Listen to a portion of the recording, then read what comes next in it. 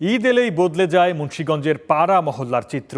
ছোট ছোট ঘরে গড়ে ওঠা মিনি গার্মেন্টসগুলোতে শুরু হয় কর্মচাঞ্চল্য।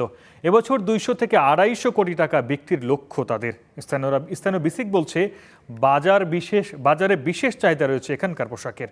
মুন্সিগঞ্জ থেকে শিহাব আহমেদের প্রতিবেদন। ঈদ সামনে রেখে মুন্সিগঞ্জ সদরের বিভিন্ন এলাকায় কর্মচাঞ্চল্য।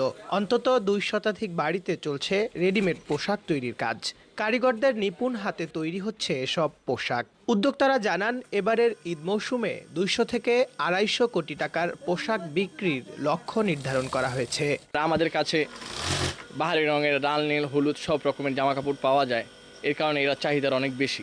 ইসলামপুর, নারায়ণগঞ্জ, নরসিংদী আপনার নানান জায়গায় বিক্রি করে। ওই জায়গা থেকে আর অন্য ডিস্ট্রিক্টের মানুষ এসে, কাস্টমার এসে কিনে নিয়ে যায়।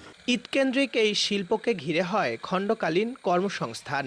মাত্র 3 থেকে 4 মাসে কর্মসংস্থান হয় প্রায় 10,000 মানুষের। তবে ব্যবসা সম্প্রসারণ ও মানোন্নয়নে সরকারের সংশ্লিষ্টদের সহযোগিতা চাইছেন উদ্যোক্তারা।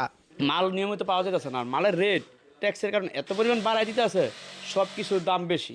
বাইরে থেকে আমার যে মালটা ইম্পোর্ট হয়, যদি দেখা সরকার ব্যাটটা কমাই দিত, তাহলে দেখা গেছে মহাজন লাভবান হতো, আমার বেতনটা দেখা গেছে একটু আমরা বাড়াইয়া পাইতাম। এদিকে প্রশিক্ষণের পাশাপাশি ঋণ সহযোগিতার আশ্বাস দিয়েছে বাংলাদেশ ক্ষুদ্র ও কুটির শিল্প কর্পোরেশন।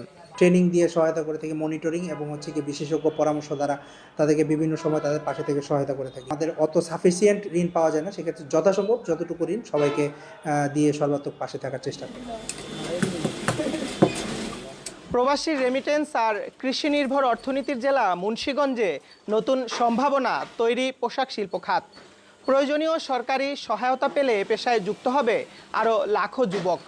দূর হবে বেকারত্ব আর সার্বিক পরিবর্তন আসবে দেশের অর্থনীতিতে, এমনটাই মনে করছেন স্থানীয়রা।